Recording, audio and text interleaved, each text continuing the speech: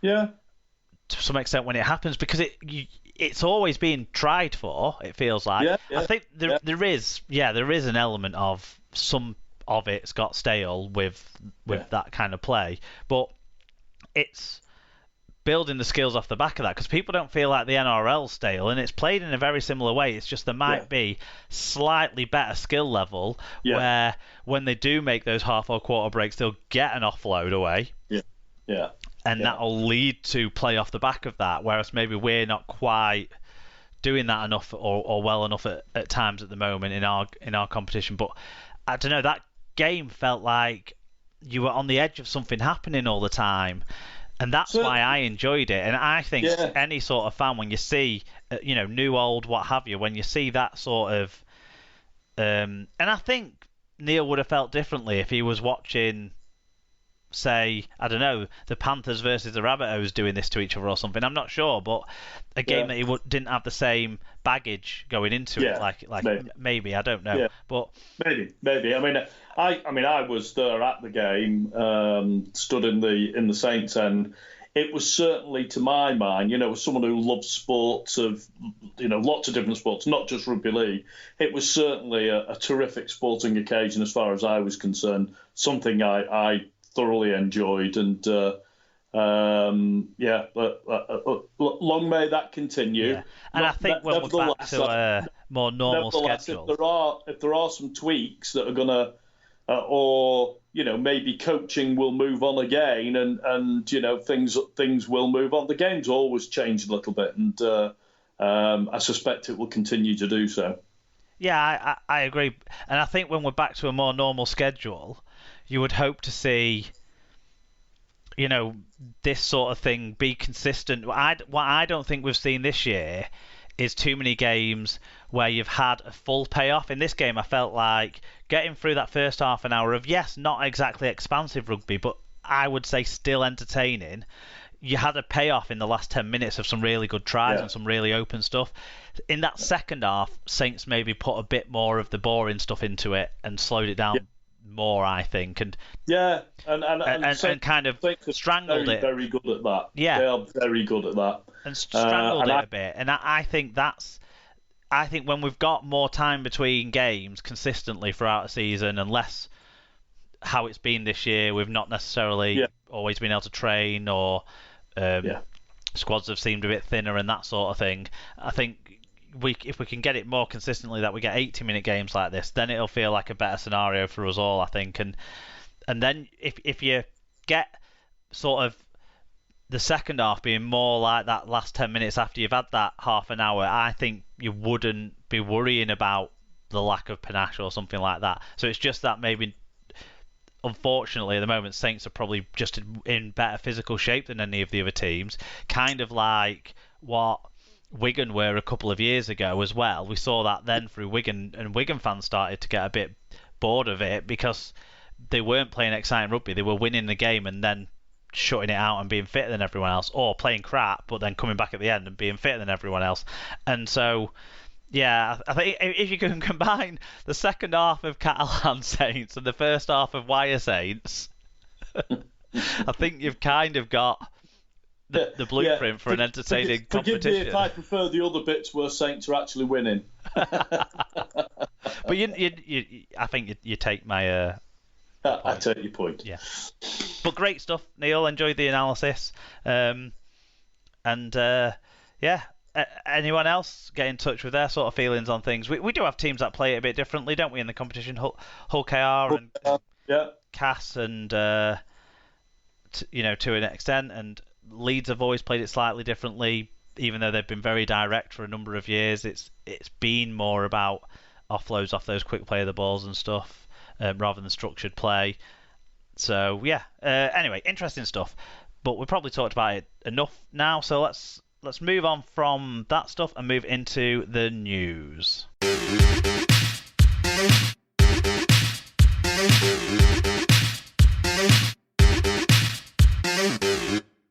So in first on the news, Huddersfield Giants have signed England and Great Britain prop Chris Hill from Warrington on a 2-year deal.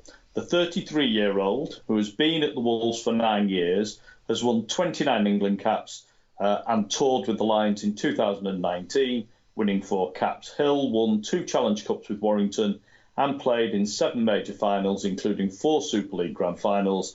He was part of the Wolves squad that won the 2016 League Leaders' Shield, but has never been a champion, at least not yet. And we have a view on that. Yeah, EFC78JU said, after reporting this episode's back there, it has finally happened. Our former captain is leaving to go to Huddersfield Giants to get more success at the John Smiths Stadium. Hillsey. So obviously he wishes him well after, 10 seasons at the Halliwell Jones. He's had a pretty significant impact there, hasn't he, you'd say, in that time, and been consistently selected for international honours during his time at Warrington. Definitely been a very, very good forward, I think, Mark, for Warrington. I think they'll miss him. He played very well against Saints recently. I mean, I think year before last he got into a bit of a phase of being a bit of a grub, and I think it might have been linked to when he was captain, and maybe it all got a little bit too much. But the captaincy's gone this year, and I think he's been back to playing. Obviously he's another year or so older, but he's been back to playing some, properly good prop forward. Yeah, it's his most consistently good performances for 3 years or more, isn't it? Now he's back to not quite his best, but he's certainly back to being regularly impactful rather than a bit destructive like he had come over the last 2 years. Yeah, I agree with that. So, do you think, because he thinks he's got plenty left? I mean, one thing, I suppose, 33 years old, but he played the first 5 years of his career at the lower level, didn't he? So he probably, being at a less intense level and stuff, might mean that he's not quite 33 years old in reality. What he's got left in the tank. Yeah, maybe he does have 2 years left in him. Yeah, players age more slowly now than they did when when I first started watching this game. That's for sure. Players know how to look after themselves. They eat the right things. They train the right way, and therefore they can get some more miles on the clock. You never really know until it's over, and it's a matter of judgment for players and clubs to arrive at that area. I don't think it's unreasonable to think that he could have another good season next season. So yeah, and there's a couple of young forwards there, isn't there? English and the other lad who's blonde, whose name escapes me, and the young Irish guy as well, Ronan Michael. So I think there's some players there who can learn a bit from Chris Hill as well. Yeah, I'm sure it's going to be a good signing for Huddersfield. Another line on Huddersfield. Huddersfield Giants forward Josh Jones has signed a new 3-year deal. The 28-year-old has played 21 times in all competitions this year after joining from Hull FC in December 2020. And Tom Andrews. Joshua would want me to boo at this point, just to point out, because he really doesn't like Josh Jones. Well, Tom Andrews got in touch to say, glad to see he has found a club that treat him right and he's enjoying playing for. Indeed. Also in the news, Warrington have announced that prop Sitaleki Akawala will leave the club at the end of the season, so that's 2 props down. The 29-year-old has made 67 appearances for the Wolves since arriving at the Halliwell Jones in 2018. Aquala was part of the Warrington side that won the Challenge Cup at Wembley in 2019. I don't think they'll miss him as much as they miss Chris Hill. No, EFC78JU said, after 4 seasons at Warrington, Aquala has decided to leave for a new club and not extend his contract to stay, which I'm kind of gutted about, that we have barely got no one left who is decent. We just need to get a better squad under someone who ain't Steve Price for once. Well, it's only been Steve Price for 3 years. But, they've got Mike Cooper still, haven't they? Yeah, who's who still is great. Performing highly. Yeah. Rob Mulhern is... I think he's had a promising first season there. Underused, maybe you could say, compared to how much he was used at Hull KR over the last couple of years. He'll go well. I see him as the natural stepping up, replacing Chris Hill. You got Rob Butler, who's still finding his way a little bit. got some good game time under his belt at Lee, even though it's in a shit side. So he'll come back into the fold, won't he? And I think he'll be important. Jason Clark's still there. Joe Philbin's still there. And you'd be surprised. The replacement for Akawala is going to be Joe Bullock from Wigan as well, which is, I'm expecting that to get announced now that they've announced people leaving, but they haven't announced it yet. So that will, I see that's a direct replacement for Sitaleki Akawala, to be honest. Yeah, I wasn't aware of that, but I'd have been surprised if Powell wasn't bringing at least one of the big forward in. So I'm not surprised that it's that there's somebody in mind, and Joe Bullock has got a lot of development left in him, I think. Well, Ollie Holmes isn't going to play left second row, is he? Because Ben Curry's better, so he might play 13 as well. So that's another middle sort of that you've got there. So yeah. So I wouldn't be worrying too much about the Warrington squad anyway, put it that way. You got younger Reeby Doro, who's made progress. Another young forward came in and made his debut at the weekend, didn't he? I don't know how he went or anything, but because he wasn't included in the stats. But yeah, nope. I wouldn't be too worried at this stage for Wire. Another person who's leaving their current club, Jesse Seni-Lefeo, will leave Castleford Tigers at the end of the 2021 season. The 31-year-old joined the Tigers ahead of the 2017 season and helped them to League Leaders Shield that year, as well as reaching the grand final. Earlier this season, Seni-Lefeo was part of Castleford's side that lost the Challenge Cup final to St Helens.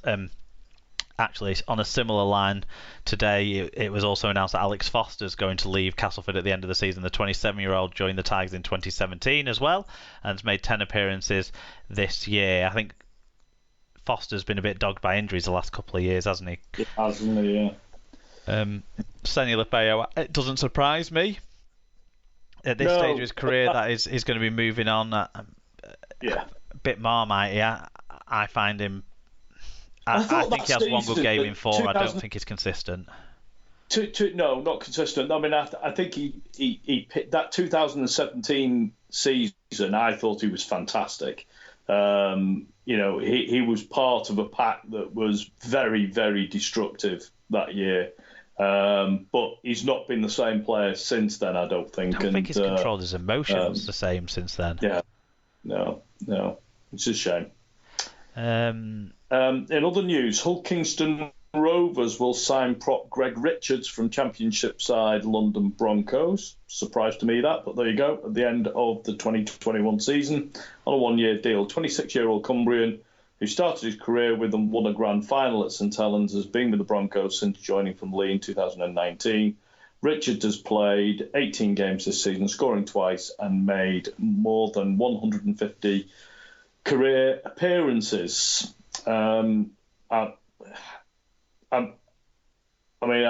Lovely fella, but I never felt Greg was one of those forwards I always thought at Saints never really was as impactful as you would have thought a chap of his size ought to be. So I'm a bit surprised he's going on to Hull KR, but there you go. Tom Andrews said, "Can't say I remember much about his time at Saints, but has plenty of games under his belt and a youngish age. Surely one of these three championship props has to be decent, don't they?" I think the guy that they're signing from Dewsbury had scored a try in the game this weekend. I always sort of thought Richards was clearly the most ineffective out of that bunch that came through at the same time, which included Jack Ashworth and of course Luke Thompson. But he was kind of the one who maybe got the most game time early doors because he was the biggest, but it never felt like it didn't feel like he was. I don't know the right way to say this without saying he's fat. It didn't. It wasn't like it was a. There was a lot of him, but it wasn't imposing in a rugby sense. I didn't find, and I'm not sure that that's changed very much. But he's getting another opportunity at Super League, and hopefully, there will be some change in the way he's conditioned or something. Yeah, at 26 years old, he's still got a chance to have a good Super League career, hasn't he? Yeah, and maybe age has improved how he uses his body to make more ground and take some energy